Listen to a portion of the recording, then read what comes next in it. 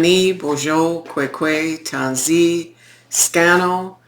It's Catherine and Brian at Moonstarlodge in South Central Ontario. And we're ramping it up a notch this week. There's a number of things on the plate as we get toward the end of the year.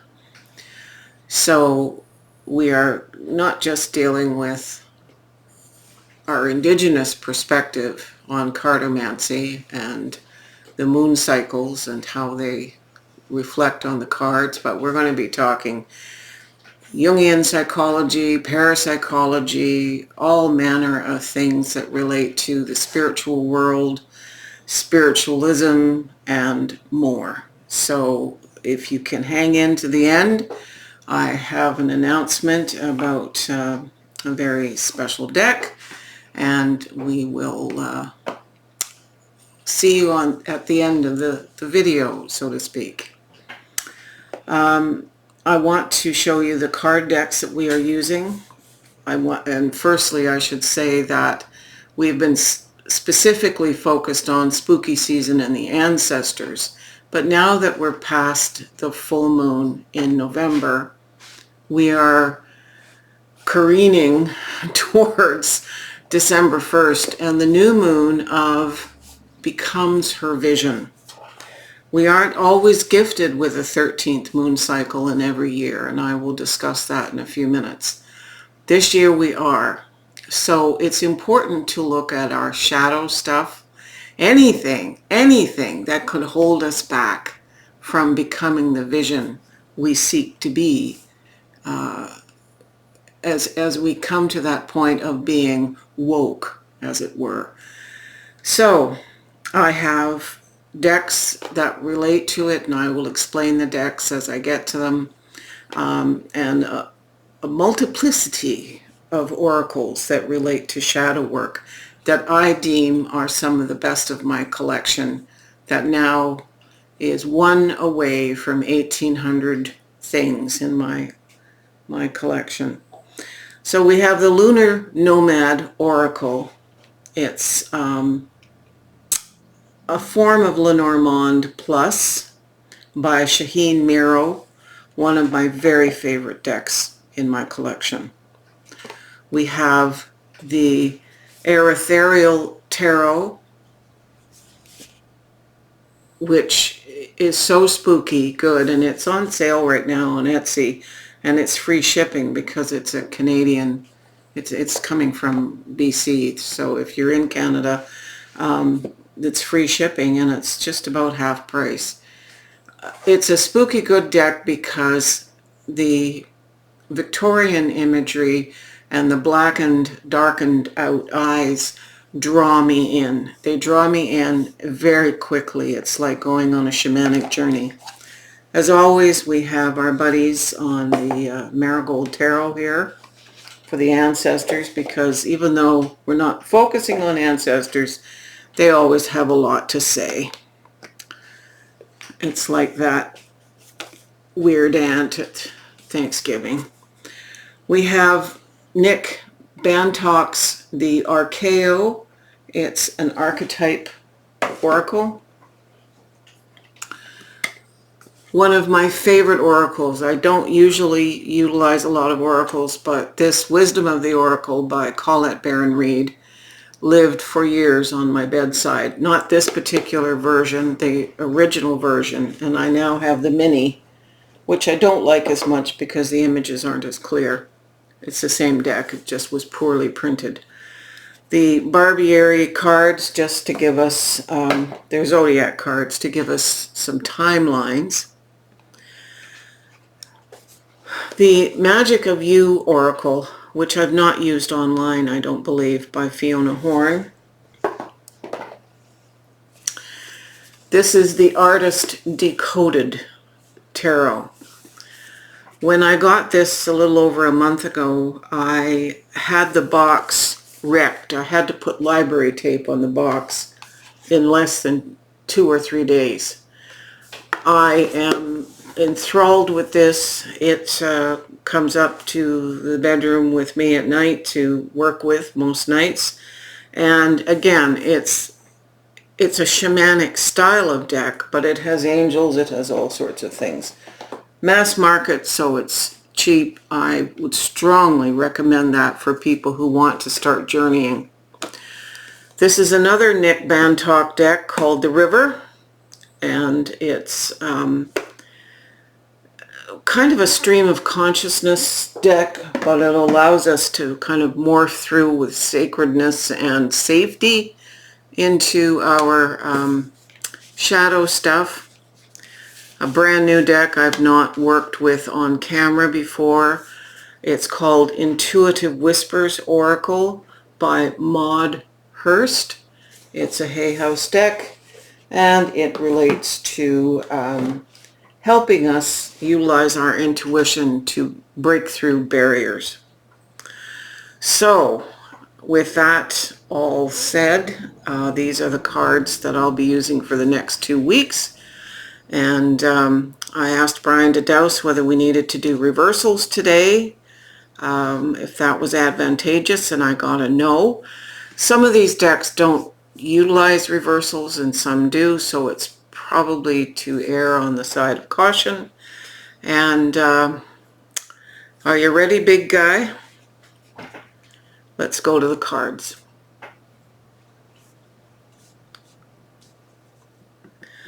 All right, 7 of the Artist Decoded Tarot, and 1 each of all the other decks, 4 of the astrological cards. And I might pull an ethereal card for this layout. It's going to be the deck I use as the tarot next week, but if they call me to do so, I will pull one of them. So the clarifiers are kind of not in alignment because the oracle cards here are so large, but we're trying to get it all on screen. So let's start here. Here's our first tarot, and this is the Empress. So we're starting with a major arcana card. She is in her beauty and her glory here, bringing us everything we could possibly need at all levels: physical, emotional, intellectual, spiritual. So she is the giver of not just plenty in a sense of opulence, but in magnificence. So she is the archetype that we are to embrace this week, clarified by the Queen of Swords. So as Grace Kelly-like as the Empress is, this is like B. Arthur with a sword here. Okay, this is doesn't take any guff. Is going to get rid of anything. So she's in a protective position here of the Empress. This Queen is saying, I'm going to get rid of, cut the head off anything that stops us from recognizing the gloriousness in our lives, that which we should be grateful for, not because it's being given to us as if we have no arms and legs, but rather because we are capable of manifesting it. So she's getting rid of especially thoughts and old ideas that run around like a repeating tape looping on a tape recorder. What this Empress is bringing us, one of the things here, is the Ace of Cups. So a new incubating emotional paradigm is unfolding, and it's just at its beginnings. We may not be aware even in this by the end of this week, and this is the 18th to the 24th of November we're speaking of. So know that this is there, know that it's waiting to birth, and it's clarified by the card To Be Fair. This is very much like the Libra card. This is about balance. This is about seeing things in a just way, so the imposition of justice. This is about taking the time to see things objectively and to keep in balance while balancing the information that's being revealed to all of us. This is a collective reading. It's interesting, given this card, the Ace of Cups, that we have the Knight of Pentacles. I think of all the knights, I like the Knight of Pentacles best. He's on his big slow horse, like the Clydesdale workhorse that's strong and capable and steady and isn't going to win that race. He's planting his field, or she could be the Knight of Swords, or Knight of Pentacles. So the Knight of Pentacles is about taking the time needed to let something manifest. This knight is facing the Ace of Cups. So it's about not rushing anything. Don't do things to try and control how this incubating emotional issue manifests. I liken the behavior of the Knight of Pentacles as one who has planted the field, is observing the field, but doesn't go and dig up the seeds to see if they've taken root. There's nothing to be gained by trying to rush the process. In fact, this lovely, reliable knight person here is clarified by the Mooncat card. And I got a little chuckle because I used to get called Mooncat by one particular person in a northern community. Most of them called me Moon Raven, but because my name is Catherine, one of them called me Mooncat.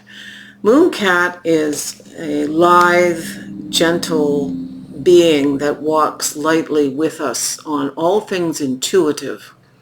Mooncat is trying to lure us to go into our intuitive space to get a sense, as this knight, of when it is time to connect with this incubating new beginning.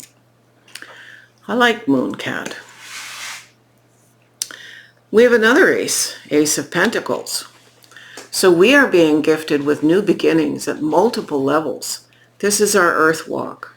A new material beginning could mean a new job, an unexpected inheritance, a new way of being in the world. Maybe it's a move to a new location, might be a new relationship in combination here. The relationship isn't necessarily a person and in an intimacy way, but a new relationship with one's life in the more expanded sense of it. It's interesting. You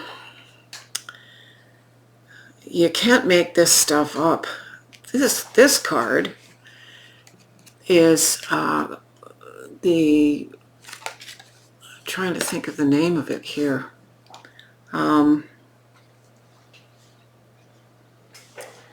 It's the bridge, anyway. What it is these insects are walking very lightly on a bridge.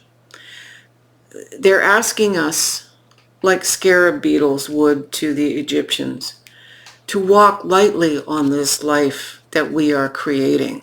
So in other words, don't dig your heels in and force something to happen in a way that you want it to because control mechanisms are driving you. This is about walk lightly and know that you are safe. As it unfolds, stand back and receive what unfolds rather than trying to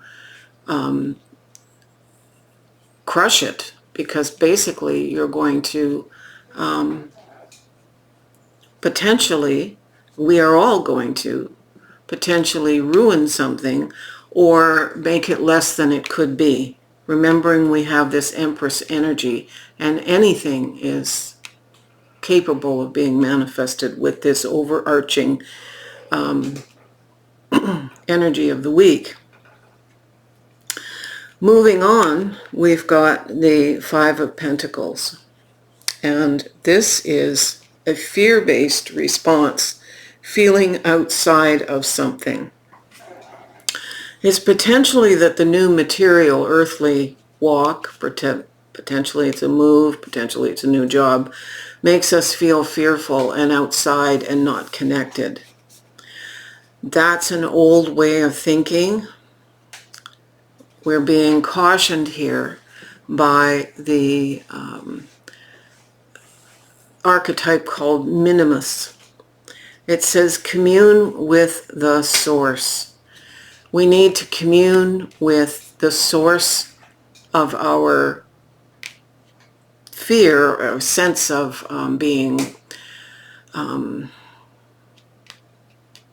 not connected, and recognize we are connected with source. Even though we might feel that the people around us in this earthly third dimension aren't connecting with us, we are never ever separated from source. So we bring it right down to the original position. And the more we connect with source, the more we're able to utilize the gifts of Mooncat here, and the gifts of patience being asked of us, and staying in balance. We will stay in balance and not get out of balance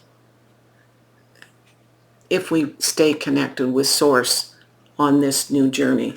Anything new can feel fearful. We've got 2 brand new incubations here. But just remember, source. We have judgment.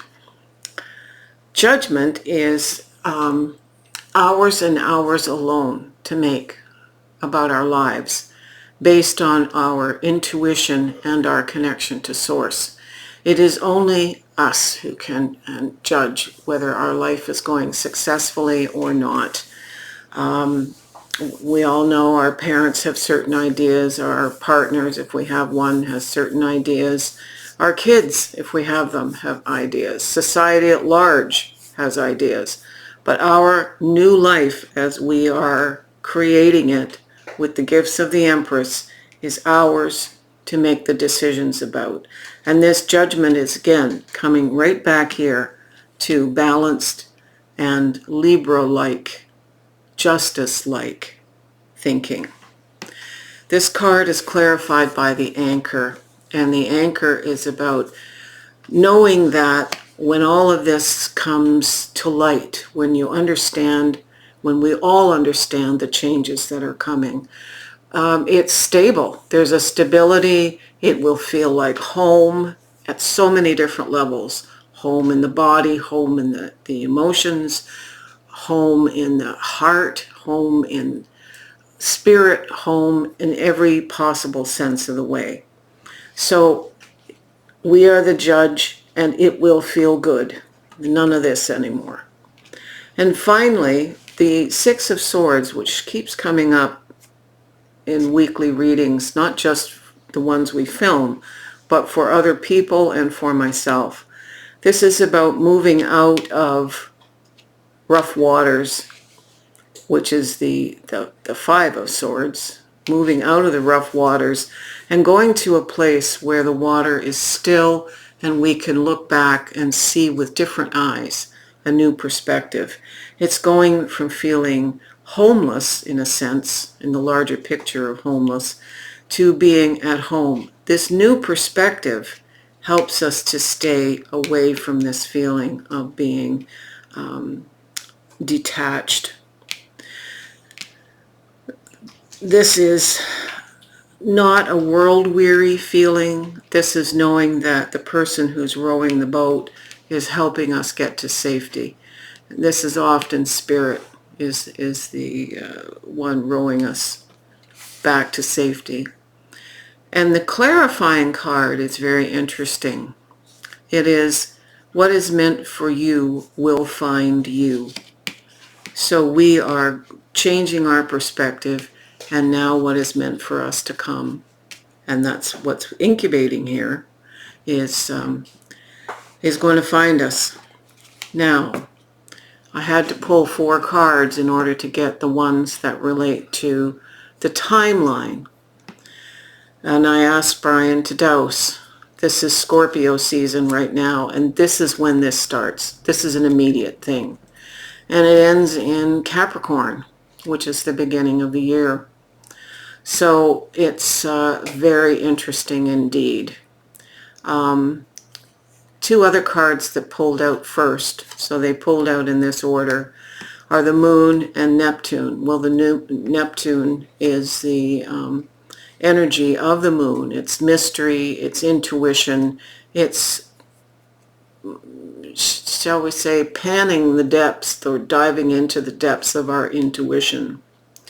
So this is a very quick turnaround from now until the beginning of 2025, when this all comes about.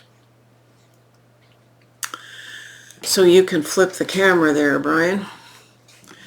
So this is quite exciting. I like that we are working with the shadow aspects. What I haven't done is show you the chart that I need to show you. So right now we're in the 12th moon cycle. So this is the medicine wheel. I hope I got it up right there, Brian. Yep. We've gone from winter solstice, which is where my finger is, all the way through all of these parts of the wheel. So this is winter solstice to spring equinox to summer solstice to autumn equinox. Here we are part way through the 12th, actually more than part way through the 12th moon cycle. So this is how the wheel looks, and the moon cycles align with it in a perfect year when the first month of the year starts on winter solstice. It doesn't always. It nearly did this year. So we have the chance for this 13 moon cycle. In 2025, we don't. We only have 12 moon cycles. Moon cycles are on average right now about 29 point something days, and it varies from month to month. There is no exact amount of time. It depends whether the moon is in apogee or perigee. So the cycles different in length, differentiate in length from month to month and year to year. So the starting is always different. So thus, we have becomes her vision. And this is the grandmother that we're working through any shadow stuff. Journaling is important. Spending time with your cards, if you use cards, are important. Learning the cards is important. Any divinatory connection, even just sitting in meditation and prayer, working on your chakras, doing healing that's necessary. Remembering that our shadow selves are just the neglected parts of self that are wounded and need care. There is nothing to be frightened about shadow work. And if you need help, seek someone that you know is wise counsel. That sometimes saves a lot of time. There are epiphanies to be gathered when you seek help. So on to some other news. I'm going to be putting up a reel this week. I've decided that I have a second copy of the Alleyman Tarot Gestalt, which is still sealed in its packaging. And I was going to keep it because it's such a rare thing, but I'm going to put up a video, and anybody who wants to buy it, the first person who does, we'll talk about that in the reel. I'm going to be expanding the videos to include discussions of clairvoyance, clairaudience, and clairsentience, clairolfaction, psychokinesis, and that's the kind of stuff we teach in our psychospiritual development class. So we'll be popping in a few videos like that from time to time. Shamanism as well. That's a big thing in my world as a healer. I think that that's about all I wanted to say. but there will be a little bit more presence from us as we move through the winter. I think it's important to stay connected this way. And finally, Brian sailed through his procedure last week, or 2 weeks ago now, and he is cancer-free and tap dancing and his typically quiet, grumpy self. So he's normal. All right. So thank you for your attention and time. Thank you for the coffees that you send. Thank you for the loving support that you send. And I appreciate your presence. We both appreciate your presence. So, Midadantaway Namikamos, Midadantaway Nokomis, Chimigwich, Nyawe, Aho.